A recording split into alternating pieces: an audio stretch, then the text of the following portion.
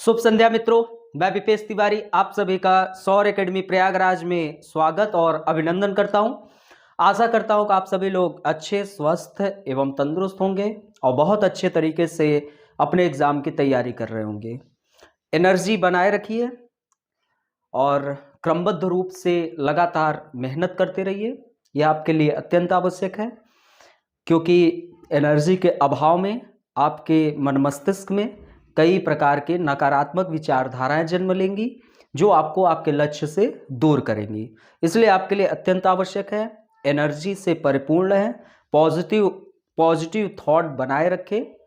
जितना ही सकारात्मक रहेंगे और क्रमबद्ध रूप से तैयारी करेंगे और सिलेबस के अनुसार प्लस रिवीजन करते हुए प्रैक्टिस करते रहेंगे तो आपको आपके लक्ष्य कभी न कभी जरूर प्राप्त होगा।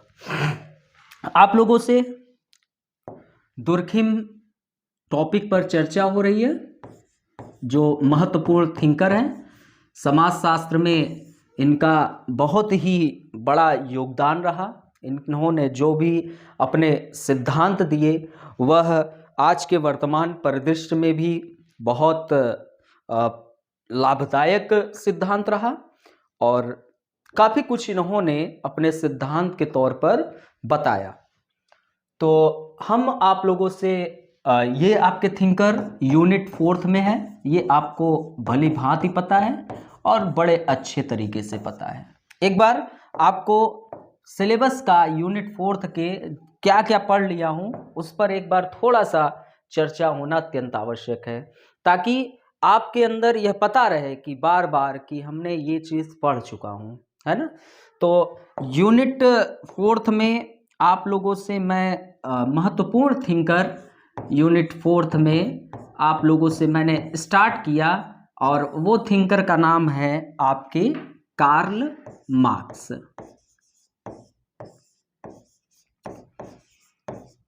कार्ल मार्क्स के बहुत बड़े योगदान रहे समाजशास्त्र में, जिसमें आपको महत्वपूर्ण उनका जो सिद्धांत था, जो आपके यूपीएससी के सिलेबस में दिया गया है, ऐतिहासिक भौतिकवाद, और इस पर हमने आप लोगों से बहुत अच्छे तरीके से चर्चा किया। फिर उनके महत्वपूर्ण सिद्धांत अलगाववाद पर बहुत अच्छे से चर्चा किया। अलगाववाद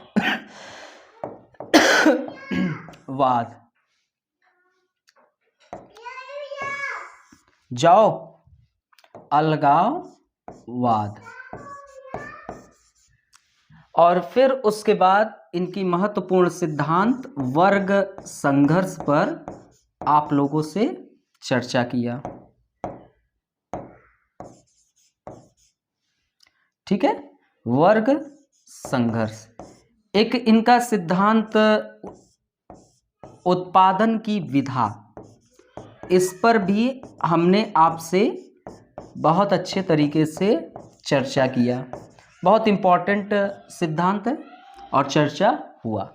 एक इनकी महत्वपूर्ण सिद्धांत सामाजिक स्तरीकरण को लेकर, जिस पर आप लोगों से मैंने चर्चा कर चुका हूं।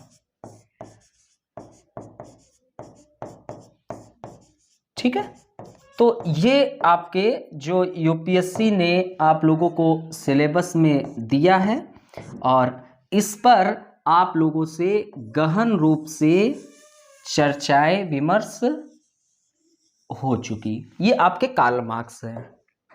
फिर उसके बाद आप लोगों को स्टार्ट किया मैंने वेबर, मैक्स वेबर। जो आपके वेबर साहब है, उन पर महत्वपूर्ण जो सिद्धांत था, जीवन परिचय मैंने सभी पर चर्चा किया हूं। जो इनके जीवन पर प्रकाश बहुत जरूरी है और इस पर हमने चर्चा किया हूं। ऐसे ही इनके भी जीवन पर प्रकाश डाला। ठीक है, इनके जीवन पर भी प्रकाश डाला। फिर उसके बाद इनकी जो महत्वपूर्ण सिद्धांत था वह आपका समाजशास्त्र की विषय वस्तु, अर्थात कि सामाजिक क्रिया, इस पर आप लोगों से चर्चा किया। फिर इनके जो महत्वपूर्ण सिद्धांत हैं, समाजशास्त्र की पद्धति, समाजशास्त्र की पद्धति, और इस पर भी आप लोगों से चर्चा किया। ठीक है, समाजशास्त्र की पद्धति। तो इनकी समाजशास्त्र की पद्धति में हमने आपको बहुत अच्छे तरीके से बताया कि वेस्टेहेन, कारण बहुलवाद, मूल्य तटस्थता और आपका कारण बहुलवाद, मूल्य तटस्थता और वेस्टेहेन। एक और है, आप लोग कमेंट करके बताओ क्या है, जल्दी से सभी लोगों का कमेंट आना चाहिए। वेस्टेहेन, कारण बहुलवाद, मूल्य तटस्थता, और एक जल्दी से बताएं, हमें भी थोड़ा याद नहीं आ रहा है कौन सा था। जल्दी से सभी लोगों का कमेंट आना चाहिए और बिल्कुल सही बताना है आप लोगों को। ठीक है, वेस्टेहेन, मूल्य तटस्थता, कारण बहुलवाद और एक आदर्श प्रारूप, जिसमें एक खाका खींचा जाता है, स्थूल रेखा चित्र। चलिए, तो पद्धति, ये आपका समाजशास्त्र की विषय वस्तु, जिसमें उन्होंने सामाजिक क्रिया बताया था, उस पर चर्चा हुई। फिर समाजशास्त्र की पद्धति, जिसमें 4। फिर इनके पिताजी के अधिकारी होने के कारण एक थ्योरी, अधिकारी तंत्र,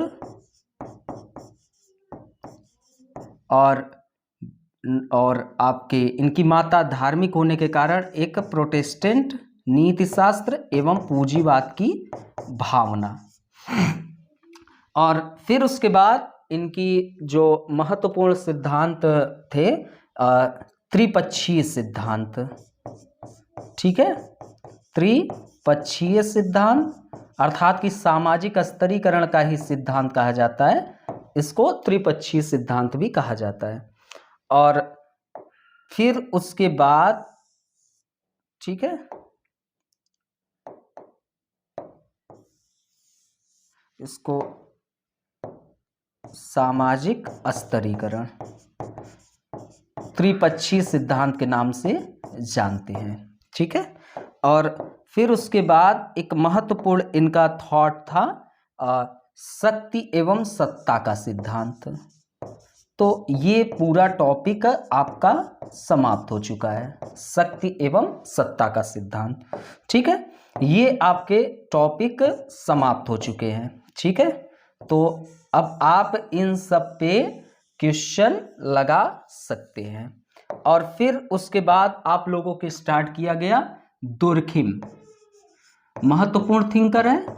और दुर्खिम आप लोगों से स्टार्ट करते वक्त आप लोगों से जो महत्वपूर्ण टॉपिक चर्चा हुई, एक आपका श्रम विभाजन,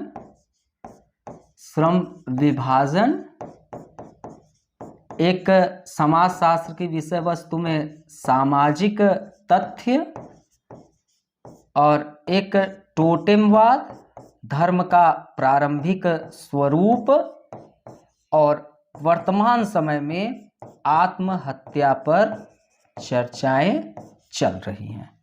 तो ये आपके संपूर्ण टॉपिक, जिस पर आप लोगों से चर्चाएं हो चुकी, इनके जीवन पर भी हमने प्रकाश बिंदु डाल दिया। ठीक है, तो ये महत्वपूर्ण आपके टॉपिक जो समाप्त हो गए हैं। आत्महत्या पर हमने जो क्लासेस ली, उसमें आप लोगों से हमने चर्चा किया कि इन्होंने अपनी जो महत्वपूर्ण पुस्तक थी द सुसाइड, जो 1897 में प्रकाशित हुआ, इन्होंने इसमें आत्महत्या का समाज शास्त्रीय विश्लेषण किया।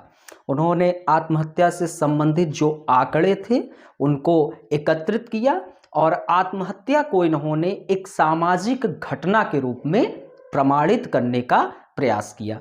यह चीज़ आपको बहुत जरूरी है ध्यान रखने की कि इन्होंने जो आंकड़े एकत्रित किए और आंकड़े एकत्रित करके इन्होंने आत्महत्या को एक सामाजिक घटना, ये हमेशा याद रखिएगा, क्या बताए, सामाजिक घटना के रूप में। और फर्स्ट टाइम समाज शास्त्र में सिद्धांत एवं अनुसंधान का समीकरण प्रस्तुत हुआ।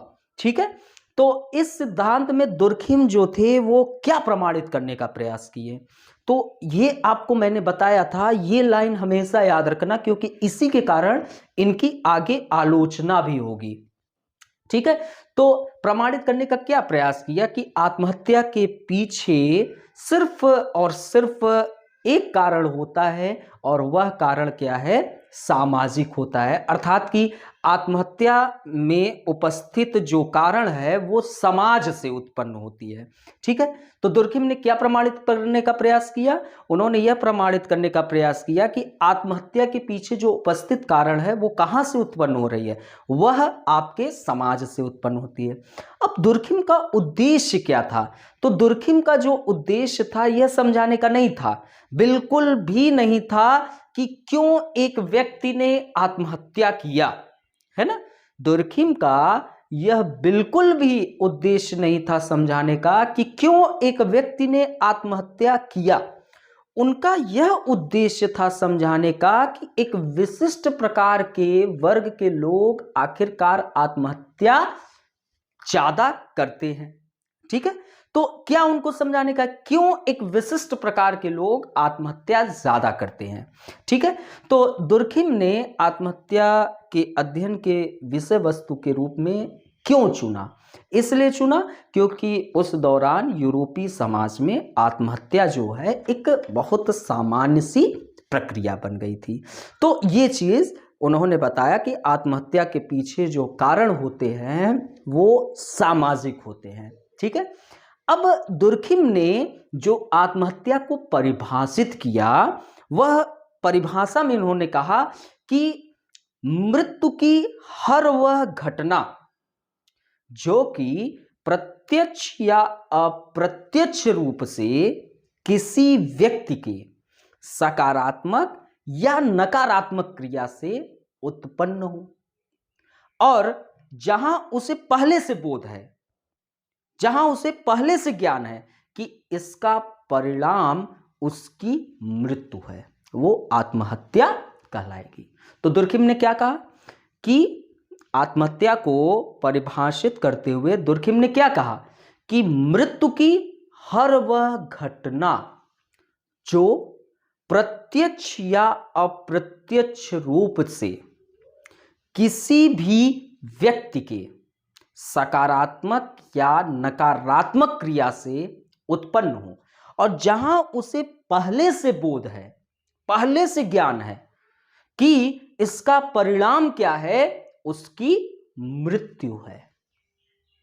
फिर से परिभाषा याद कर लीजिए, दुर्खिम ने आत्महत्या को परिभाषित करते हुए क्या कहा, दुर्खिम ने आत्महत्या को परिभाषित करते हुए क्या कहा, याद करो जल्दी से। दुर्खिम ने आत्महत्या को परिभाषित करते हुए कहा कि मृत्यु की हर वह घटना जो कि प्रत्यक्ष या अप्रत्यक्ष रूप से,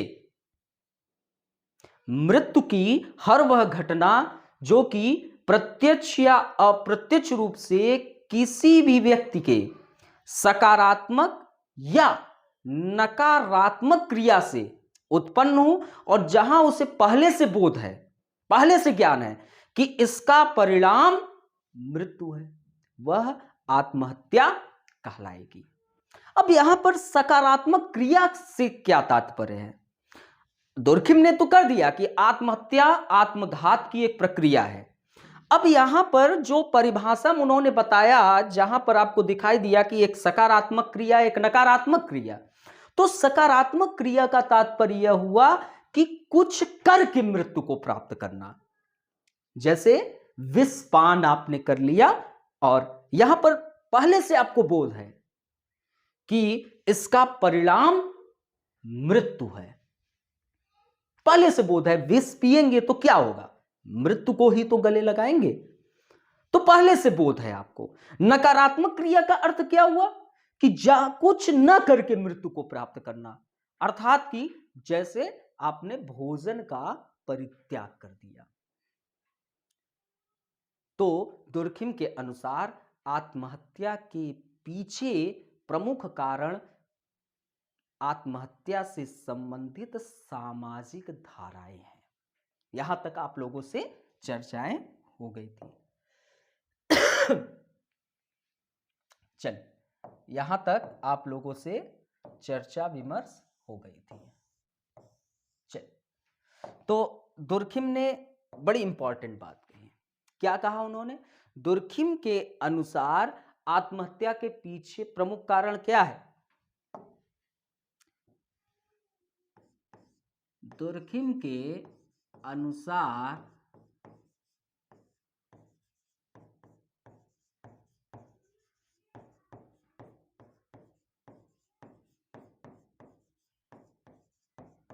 आत्महत्या के पीछे प्रमुख कारण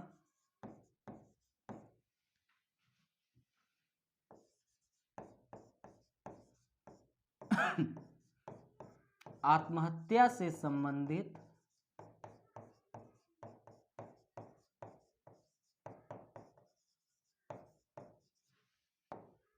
क्या है?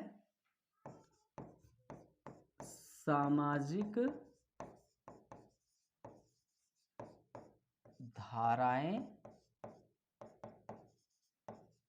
हैं। यहां पर बहुत इंपॉर्टेंट लाइन लिखा हुआ है। याद करो उस दिन को जब हमने आपको सामाजिक तथ्य पढ़ाया था। दुर्खिम के अनुसार समाज शास्त्र की विषय वस्तु क्या थी?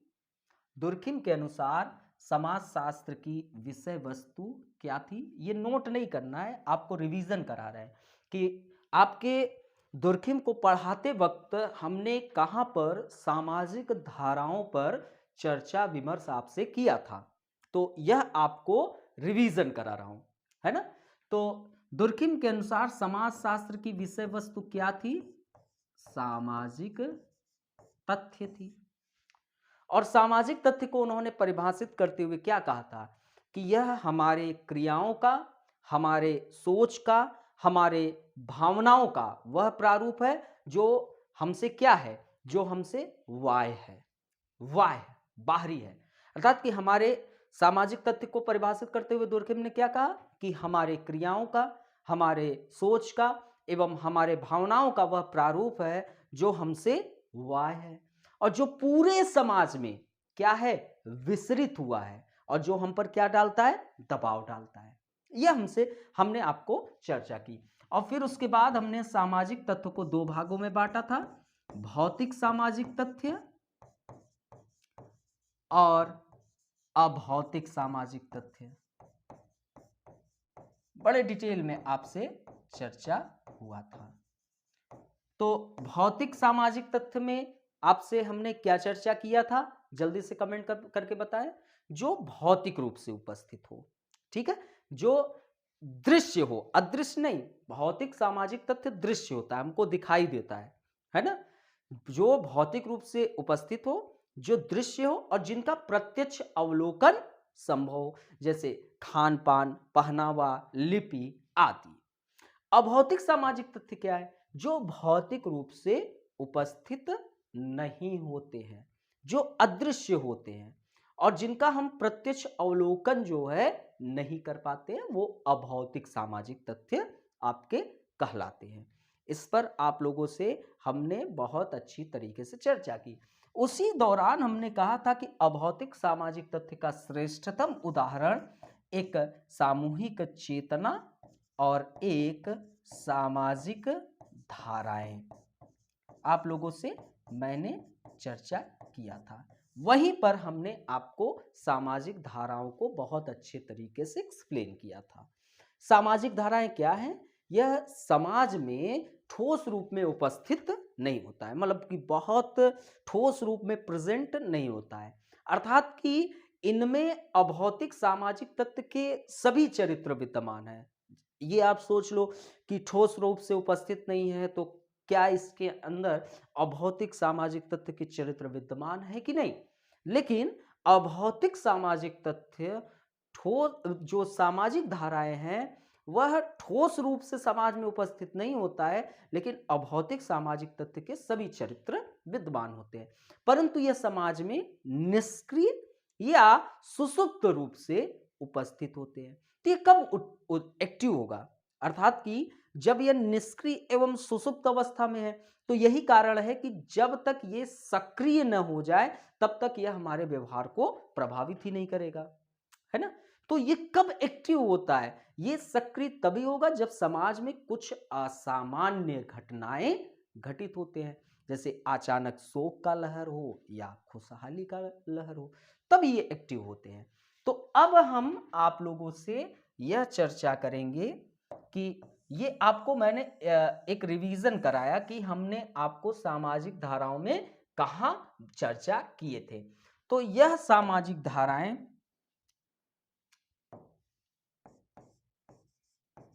यह सामाजिक धाराएं समाज में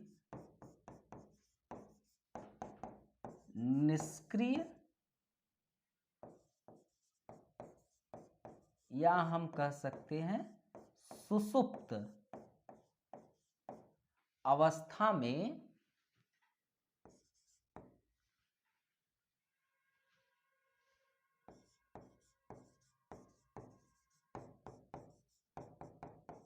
उपस्थित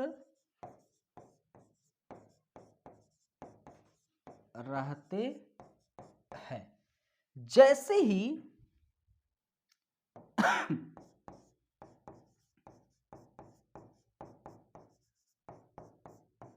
कुछ असामान्य घटता है, ये सामाजिक धाराएं क्या हो जाती हैं, ये सामाजिक धाराएं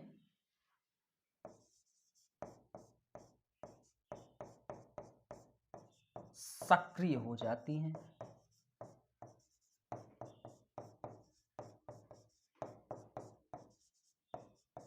और यह जैसे ही क्या होते हैं, सक्रिय होती हैं,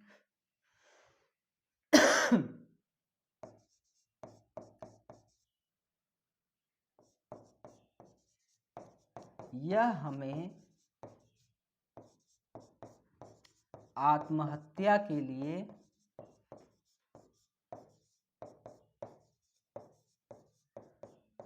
क्या करती हैं, बाध्य करती है। तो दुर्खिम ने आत्महत्या के पीछे किसको प्रमुख कारण आत्महत्या से संबंधित माना, सामाजिक धाराएं। सामाजिक धाराओं की चर्चा आप लोगों से एक बार हो चुकी। दुर्खिम के अनुसार समाजशास्त्र की विषय वस्तु सामाजिक तथ्य। सामाजिक तथ्य को दो भागों में बांटा था, भौतिक सामाजिक तथ्य, अभौतिक सामाजिक तथ्य। भौतिक सामाजिक तथ्य क्या, जो भौतिक रूप से उपस्थित हो, जो दृश्य हो, जिनका प्रत्यक्ष अवलोकन संभव हो, जैसे खान पान, पहनावा, लिपि। अभौतिक सामाजिक तथ्य क्या है, अभौतिक सामाजिक तथ्य जो भौतिक रूप से उपस्थित न हो, जो अदृश्य होता है, जिनका हम प्रत्यक्ष अवलोकन नहीं कर सकते हैं, है ना। तो हमने इस पर आपको महत्वपूर्ण उदाहरण के रूप में सामूहिक चेतना एवं सामाजिक धाराएं बताया। तो सामाजिक धाराएं जो है यह समाज में निष्क्रिय सुसुप्त अवस्था में मौजूद रहते हैं। जैसे ही कुछ असामान्य घटता है, ये सामाजिक धाराएं क्या हो जाती हैं, तुरंत एक्टिव हो जाती हैं और यह अपना फिर रंग रूप आकार दिखाने लगती है। और जैसे ही ये सक्रिय हुआ, यह हमें आत्महत्या के लिए क्या कर देती है, फिर बाध्य करती है। यहां तक किसी को कोई समस्या हो तो वह कमेंट करके हमें बता सकता है। यहां तक किसी को कोई दिक्कत, चल अब आगे चलते हैं। दुर्खिम के अनुसार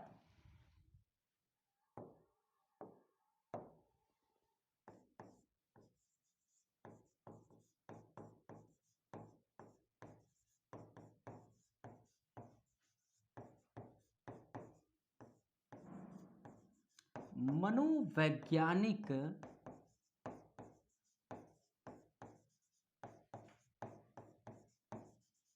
कारकों की भी भूमिका होती है।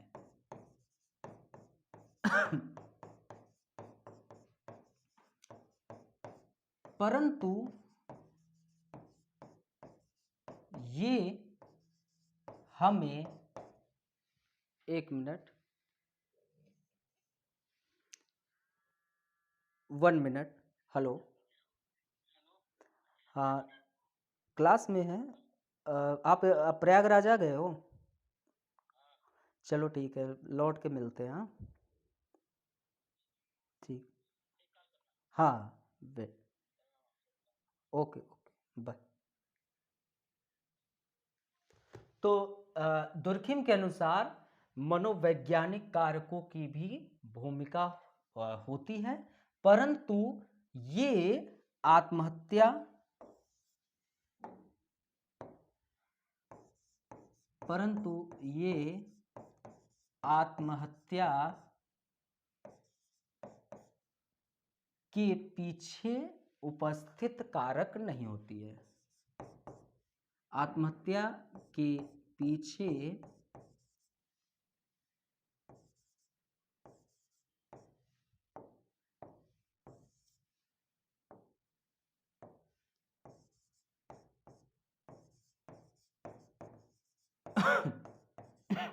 उपस्थित कारक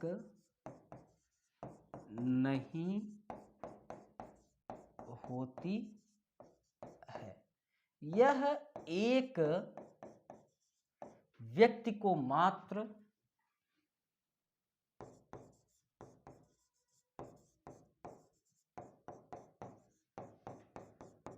उन सामाजिक धाराओं के प्रति ज्यादा अथवा कम संवेदनशील बनाती है।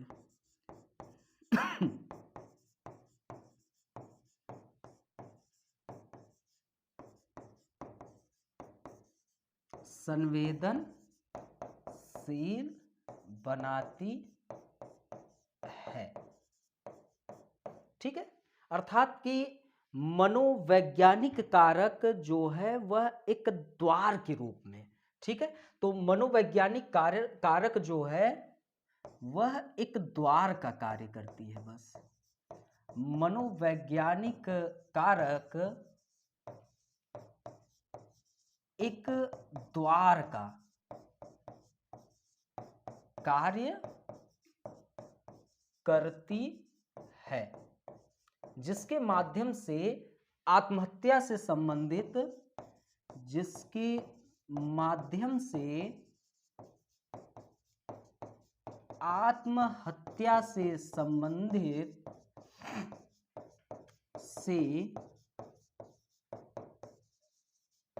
संबंधित सामाजिक धाराएं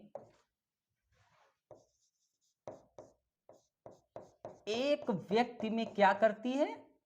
एक व्यक्ति में प्रवेश कर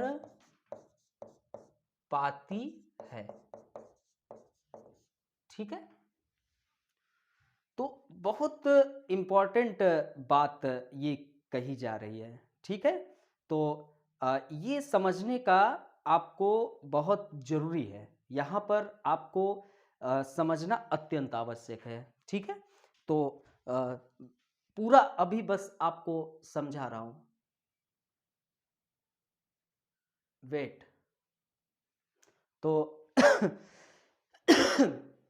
तो दुर्खिम जी क्या कहना चाह रहे हैं ये आपको मैं समझा रहा हूं, ठीक है। तो दुर्खिम के अनुसार जो मनोवैज्ञानिक कारक है, यहां तक आप लोगों को चीजें समझ में तो आ गई थी ना। यहां तक दुर्खिम के अनुसार आत्महत्या के पीछे प्रमुख कारण क्या है? सामाजिक धाराएं। सामाजिक धाराएं जो होती है वह समाज में निष्क्रिय एवं सुषुप्त रूप से होती है।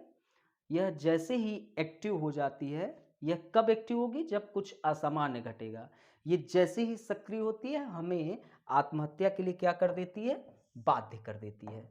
अब जब आत्महत्या के लिए बाध्य की, तो कुछ आपको ये जानना जरूरी है कि दुर्खिम जो कहते हैं कि देखिए, मनोवैज्ञानिक कारकों की भी एक भूमिका होती है, परंतु ये हम नहीं कहेंगे कि आत्महत्या के पीछे उपस्थित कारक है, यह नहीं है, लेकिन एक भूमिका दे रहा है।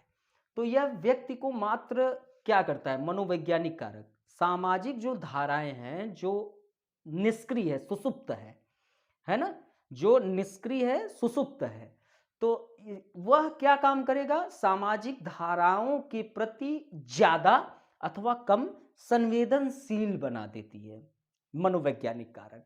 और मनोवैज्ञानिक कारक तब क्या काम कर रही है? संवेदनशील जब बना रही है, तो एक द्वार का जैसे जिसके सहारे हम क्या कर रहे हैं? एंट्री कर रहे हैं, है ना, प्रवेश कर पा रहे हैं। तो मनोवैज्ञानिक कारक एक द्वार का कार्य करती है, जिनके माध्यम से आत्महत्या से संबंधित सामाजिक धाराएं क्या कर रही हैं? एक व्यक्ति में प्रवेश कर पाती है। अर्थात कि अगर हम कहें, अर्थात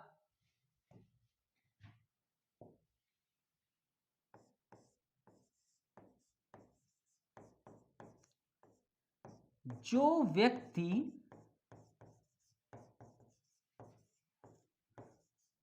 मनोवैज्ञानिक रूप से क्या है? कमजोर है। मनोवैज्ञानिक रूप से क्या है? कमजोर है।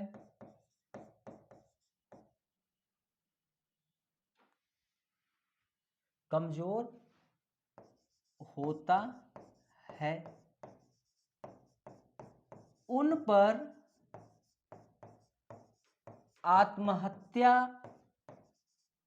से संबंधित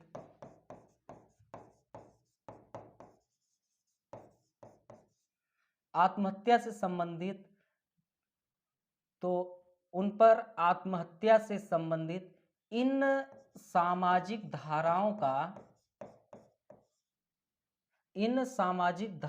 का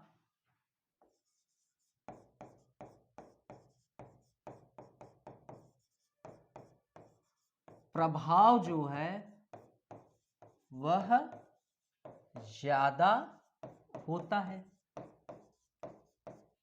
ठीक है, प्रभाव ज्यादा होता है। और ऐसे लोग क्या करेंगे? ऐसे लोग आत्महत्या कर लेते हैं। ऐसे लोग क्या करेंगे? ऐसे लोग आत्महत्या कर लेते हैं, जबकि जो मनोवैज्ञानिक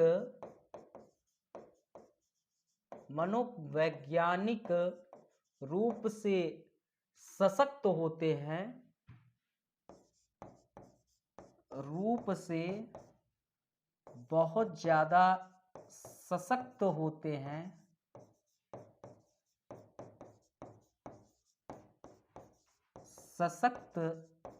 हैं, वे इन सामाजिक धाराओं का क्या करते हैं?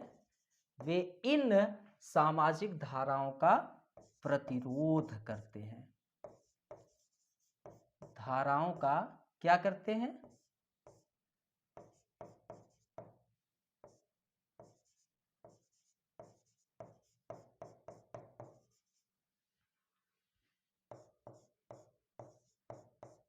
प्रतिरोध करते हैं। ठीक है, तो बहुत इंपॉर्टेंट चीज है ये आपके लिए समझना। ठीक है, देखिए, ठीक है, तो अभी तक आप लोगों ने यह जान लिया था कि दुर्खिम के अनुसार मनोवैज्ञानिक कारकों की भी अपनी एक भूमिका होती है। ये दुर्खिम ने बतलाया कि जो मनोवैज्ञानिक कारक है उसकी भी अपनी भूमिका है, क्योंकि जो सामाजिक धाराएं थी वो निष्क्रिय एवं सुसुप्त अवस्था में है। ठीक है, कुछ असामान्य घटेगा जिससे ये क्या होंगे, सक्रिय होंगे और आत्महत्या के लिए विवश करेगा। तो ये जो एक मनोवैज्ञानिक कारक है इसकी भूमिका है, लेकिन हम ये नहीं कहेंगे कि आत्महत्या के पीछे उपस्थित कारक है, नहीं होता है। यह एक व्यक्ति को मात्र क्या कर रहा है, जो सामाजिक धाराएं निष्क्रिय है, सुसुप्त अवस्था में है, उसके प्रति क्या कर रहा है, ज्यादा अथवा कम संवेदनशील बनाती है, अर्थात कि कुछ सक्रिय करने की भूमिका दे रहा है। तो मनोवैज्ञानिक कारक क्या काम कर रहा है, एक द्वार जिससे यह व्यक्ति में क्या कर पा रहा है, एंट्री कर पा रहा है, प्रवेश कर पाता है, और जिसके माध्यम से आत्महत्या से संबंधित सामाजिक धाराएं जो है वह एक व्यक्ति में प्रवेश कर पाती है। तो अब अर्थात कि जो व्यक्ति क्या है, मनोवैज्ञानिक रूप से वीक है, कमजोर है ना, जो व्यक्ति मनोवैज्ञानिक रूप से कमजोर है, अब वह जब कमजोर है तो उन पर आत्महत्या से संबंधित इन सामाजिक धाराओं का ज्यादा प्रभाव दिखाई देगा और वो क्या काम करेगा, आत्महत्या कर लेगा। और जो मनोवैज्ञानिक रूप से मजबूत है, सशक्त है, वो क्या काम करेंगे, प्रतिरोध करते हैं इन सामाजिक धाराओं का। आपके भी अंदर कभी दुख का माहौल आ गया, मान लो कि किसी के परिवार में किसी युवा व्यक्ति की मृत्यु हो गई, तो जो मनोवैज्ञानिक रूप से कमजोर होते हैं, आप देखिए उनको घटनाओं को थोड़ा धीरे धीरे, कि चोट लग गई है, अभी हॉस्पिटल में है, धीरे धीरे बताने की कोशिश करते हैं कि अब उनकी मृत्यु हो गई है। अचानक कोई बता दे, क्योंकि वो मनोवैज्ञानिक रूप से कमजोर है, या तो हार्ट के पेशेंट होंगे मर जाएंगे, या तो वो विचलित होकर ऐसा लगेगा कि उनके सामने कि कुछ है ही नहीं। तो ये सामाजिक धाराएं निष्क्रिय सुसुप्त में है, असामान्य घटना घटी तो जो मनोवैज्ञानिक रूप से मजबूत व्यक्ति होते हैं वो इन सामाजिक धाराओं को व्यक्ति में कुछ समय पश्चात प्रवेश कराते हैं, जो मनोवैज्ञानिक रूप से कमजोर हैं उनके लिए, है ना। तो ये चीजें आपको समझ में आ गई होगी कि क्या करते हैं, प्रतिरोध करते हैं। ठीक है, अब दुर्खिम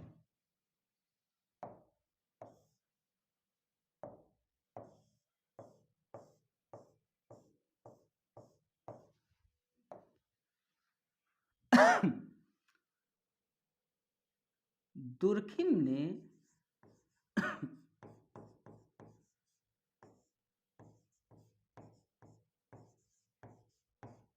आत्महत्या से संबंधित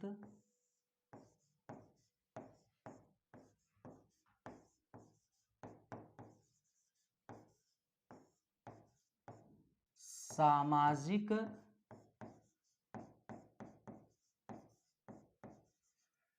आत्महत्या से संबंधित सामाजिक धाराओं को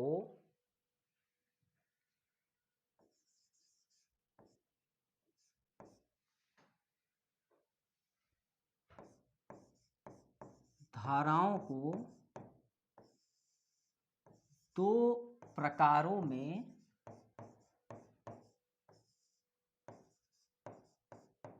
क्या किया, वर्गीकृत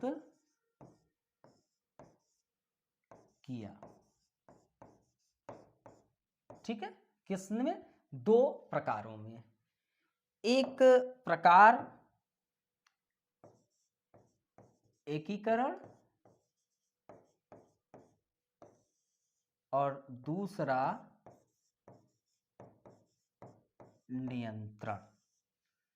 ठीक है, तो ये चीज आपको पता होनी चाहिए।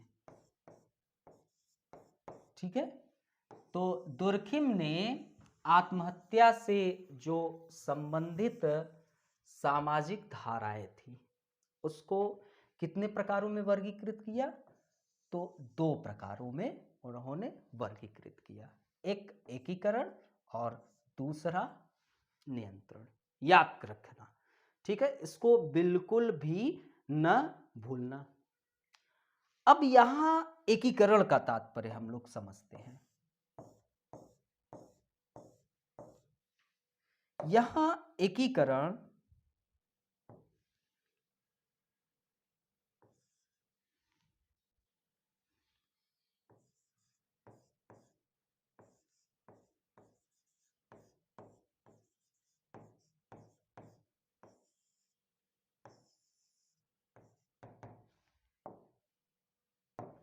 यहां एकीकरण एक व्यक्ति, यहां एकीकरण एक व्यक्ति के परिवार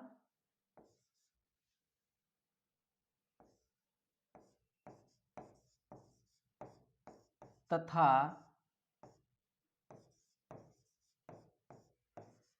समाज के अन्य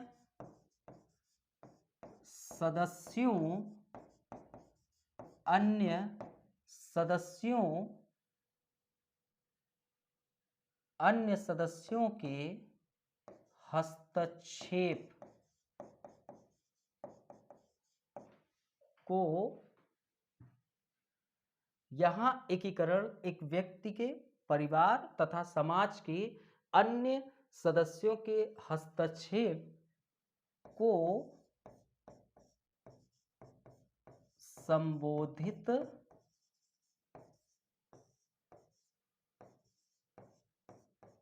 करता है।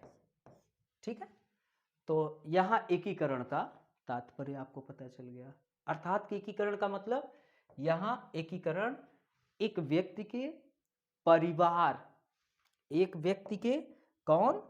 परिवार तथा समाज के अन्य सदस्यों के हस्तक्षेप को संबोधित करता है। ये आपको पता चल गया। अब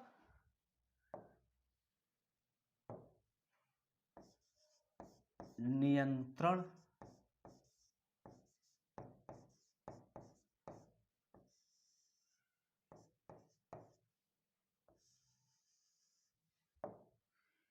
इससे भिन्न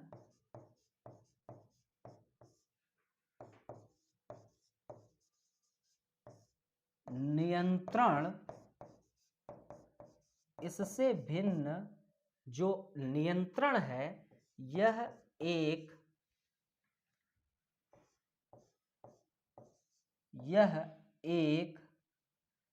व्यक्ति के व्यक्तिगत जीवन में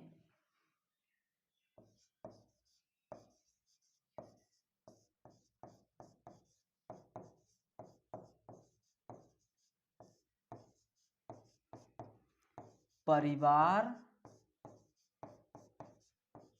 तथा समाज, परिवार तथा समाज, बहुत अच्छी चीज है, समाज के अन्य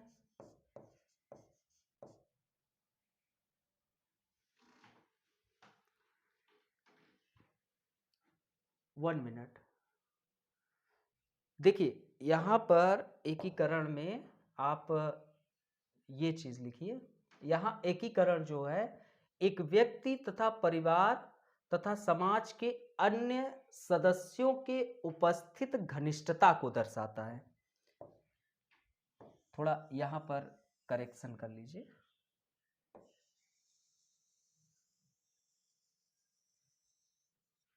ठीक है।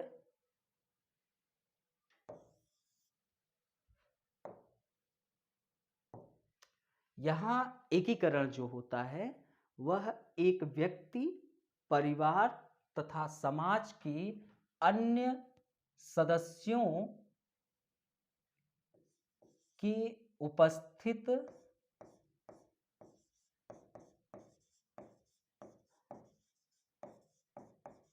घनिष्ठता को दर्शाता है।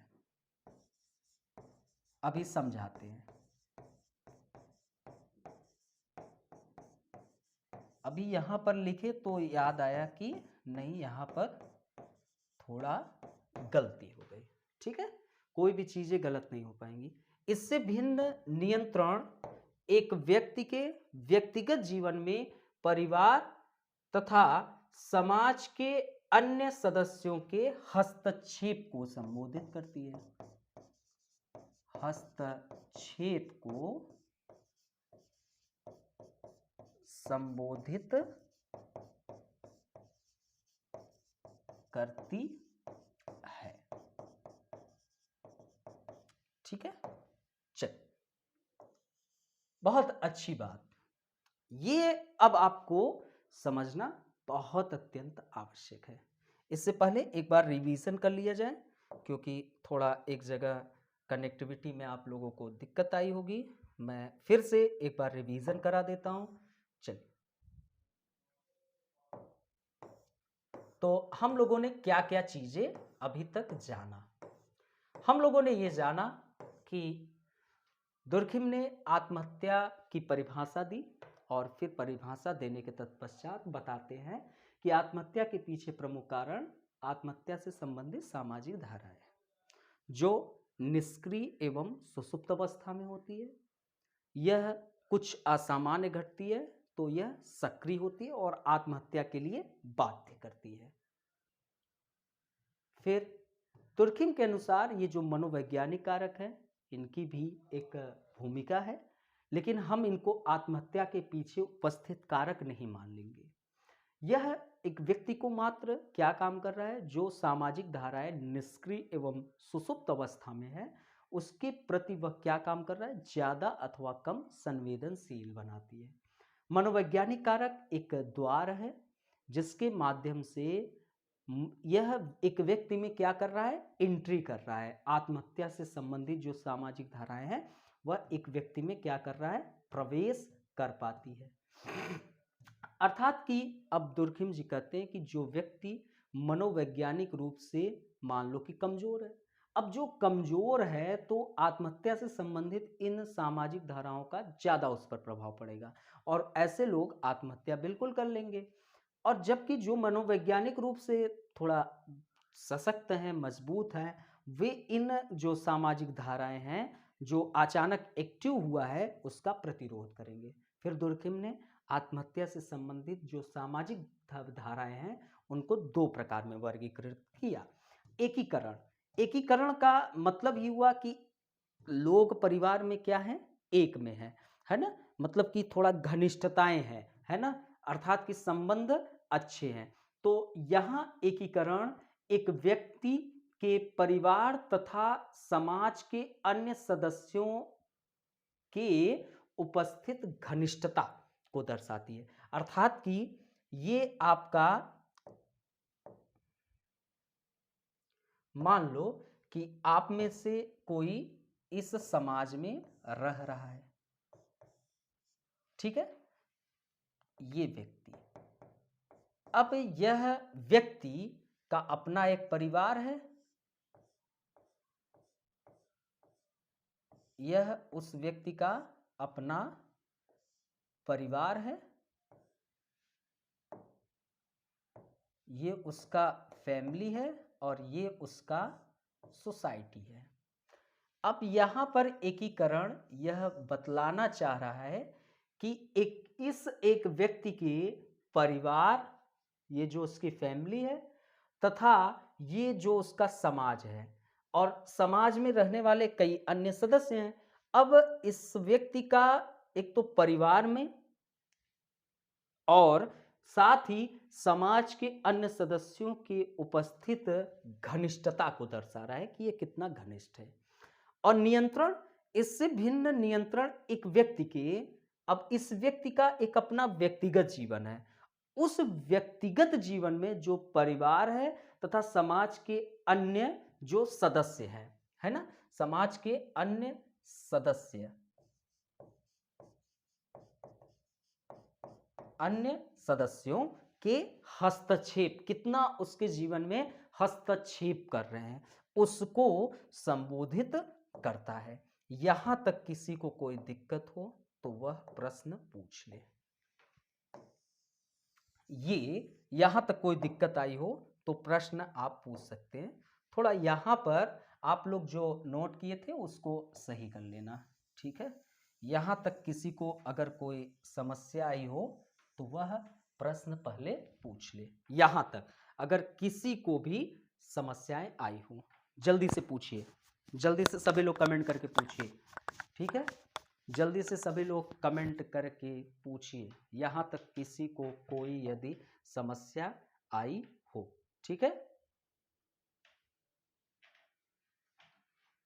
चल आगे।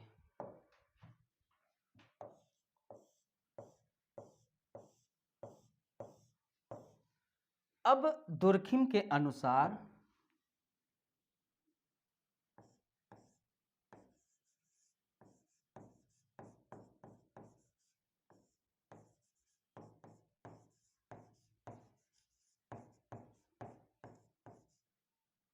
जब तक समाज में, जब तक समाज में यह एकीकरण एवं नियंत्रण, एकीकरण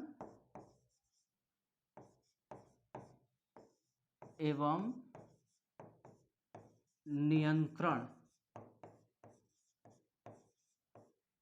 ठीक है, अर्थात कि एक व्यक्ति का परिवार तथा समाज के अन्य सदस्यों के प्रति जो घनिष्ठता है वह एकीकरण, और नियंत्रण कितना हस्तक्षेप है उसके व्यक्तिगत जीवन में परिवार तथा समाज के अन्य सदस्यों से।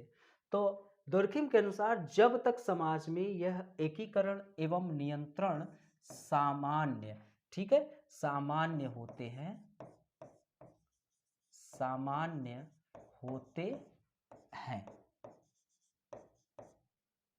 तो जो आत्महत्या की दर है,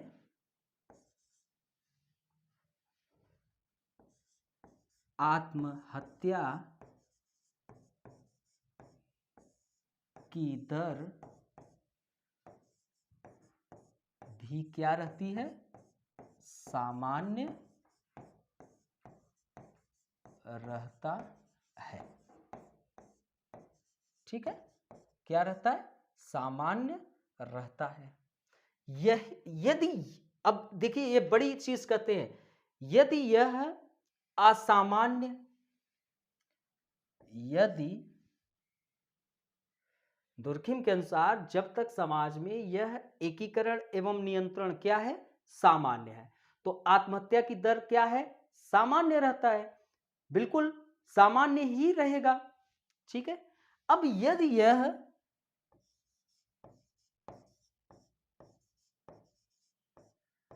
असामान्य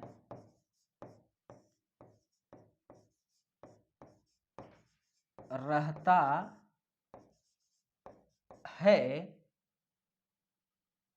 ठीक है, यदि यह असामान्य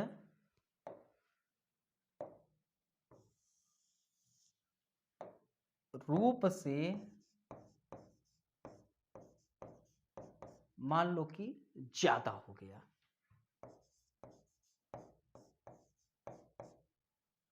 और मान लो कि कम हो गया अथवा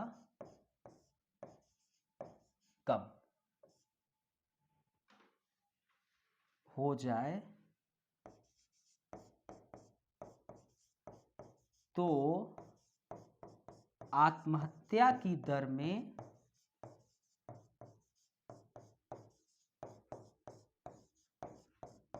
क्या हो जाएगी, बढ़ोतरी होगी कि नहीं, तो आत्महत्या की दर में बढ़ोतरी हो जाती है।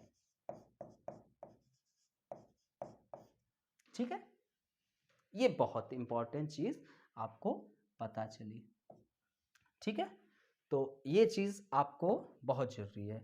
अब यहाँ पर बहुत अच्छी चीज वो बतलाएंगे जो कि आपके लिए बहुत जरूरी है। ठीक है, तो यहाँ जो दुर्खिम साहब ने कहा कि जब तक समाज में कौन, एकीकरण,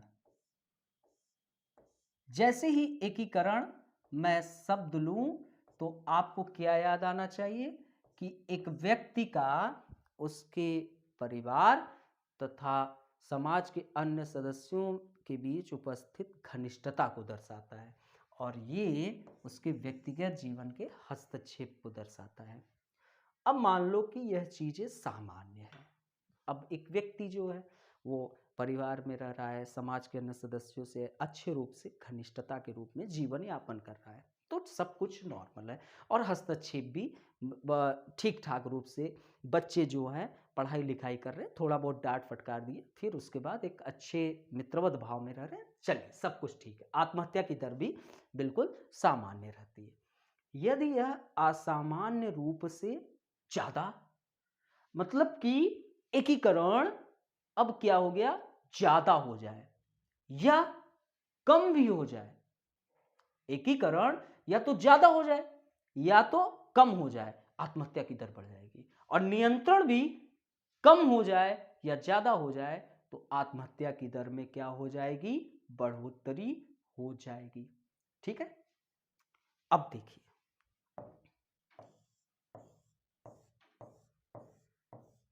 दुर्खिम के अनुसार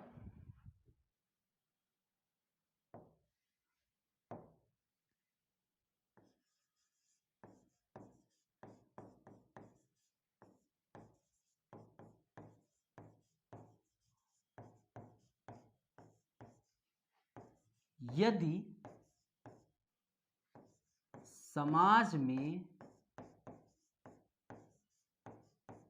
एकीकरण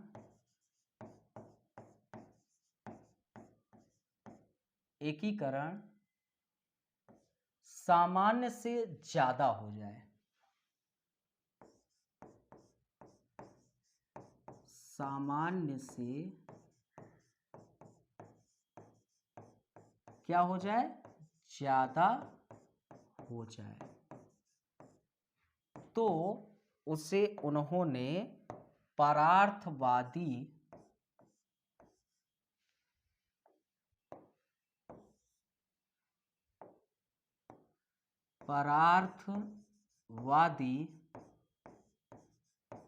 आत्महत्या कहा। क्या कहा, परार्थवादी आत्महत्या उत्पन्न होगी। ठीक है, उत्पन्न होगी।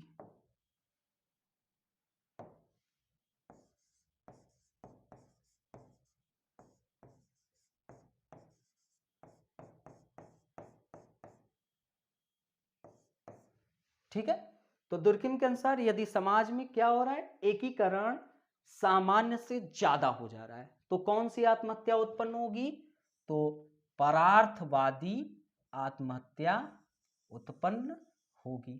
ठीक है, याद रखिएगा क्या होगी, परार्थवादी आत्महत्या उत्पन्न होगी। अब यदि एकीकरण निम्न हो जाए, ठीक है, यदि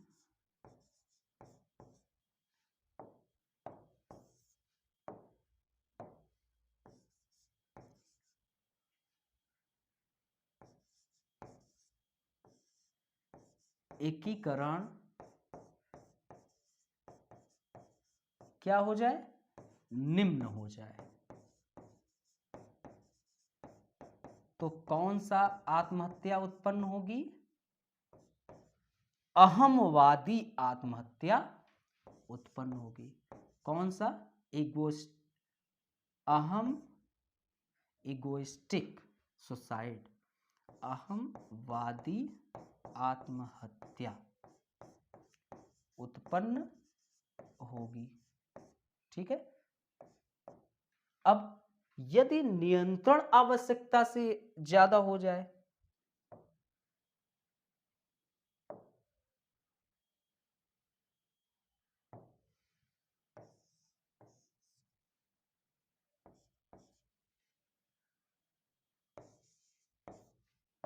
यदि नियंत्रण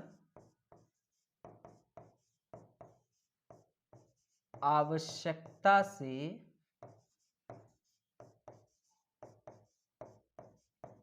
क्या हो जाए, ज्यादा हो जाए, तो कौन सा आत्महत्या उत्पन्न होगी, तो वह विनाशकारी आत्महत्या उत्पन्न होगी। कौन सा, विनाशकारी आत्महत्या उत्पन्न होगी।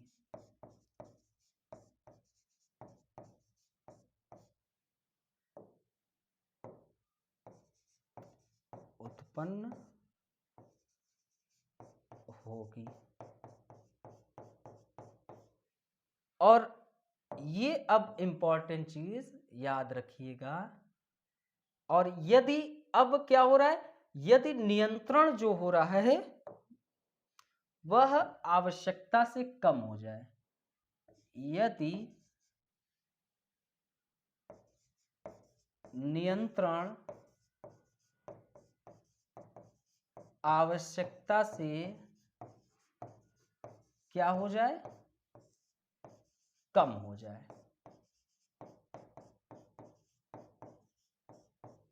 यदि नियंत्रण क्या हो रहा है, आवश्यकता से कम हो जाए, तो कौन सा आत्महत्या घटित होगी, अप्रतिमानित, अर्थात कि प्रतिमानहीनता, अप्रतिमानित आत्महत्या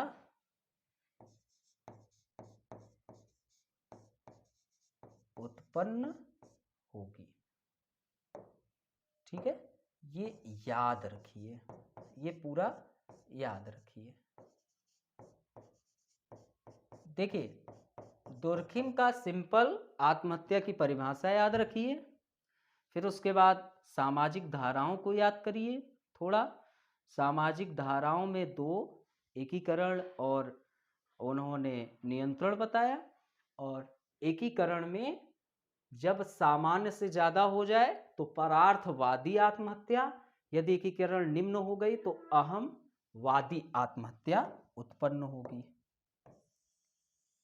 और यदि नियंत्रण क्या हो रही है, आवश्यकता से कम हो रही है, यदि नियंत्रण क्या हो रही है, आवश्यकता से कम हो जाए, तो अप्रतिमानित आत्महत्या उत्पन्न होगी। ये अब आप याद रखिएगा।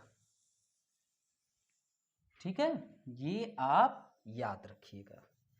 या तो मैं आप लोगों के लिए एक और ग्राफ बना देता हूं जिससे आपका आसान हो जाएगा। ठीक है,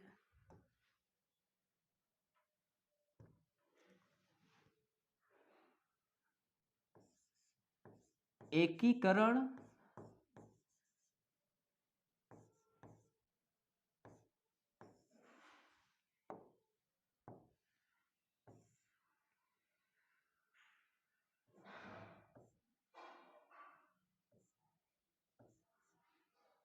आवश्यकता से यदि ज्यादा हो जाए, और एकीकरण यदि आवश्यकता से कम हो जाए, तो एकीकरण आवश्यकता से ज्यादा होगा तो कौन सा आत्महत्या, जल्दी से बताएं कमेंट करके, कौन सा आत्महत्या, परार्थवादी, गुड,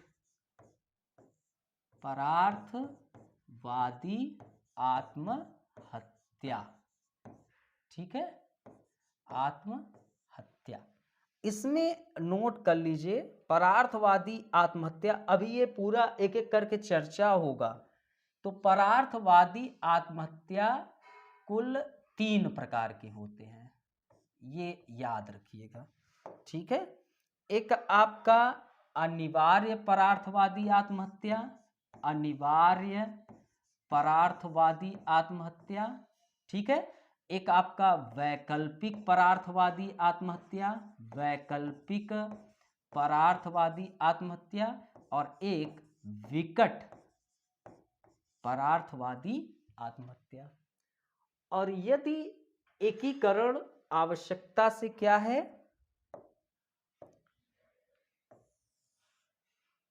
एक मिनट थोड़ा सा वेट करिए, इसको थोड़ा सा और सही कर देते हैं, थोड़ा दिखने में भी अच्छा लगे। एकीकरण, ठीक है। तो ये आपका और ये आपका, तो एकीकरण आवश्यकता से ज्यादा तो परार्थवादी आत्महत्या, आवश्यकता से कम तो अहमवादी आत्महत्या उत्पन्न होगी।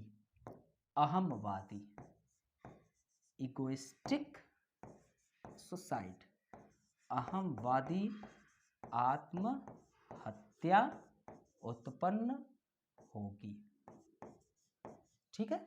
ये आप ग्राफ को एकदम तैयार कर लीजिए, ठीक है। ये ग्राफ को तैयार कर लीजिए।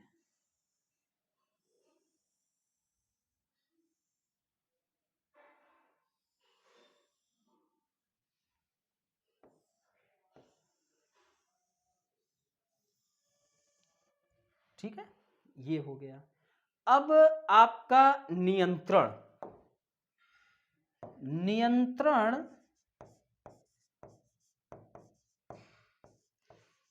मान लो कि आवश्यकता से बहुत ज्यादा हो गया, तो कौन सी आत्महत्या? जल्दी से सभी का कमेंट आए, जल्दी से सभी लोग कमेंट करें।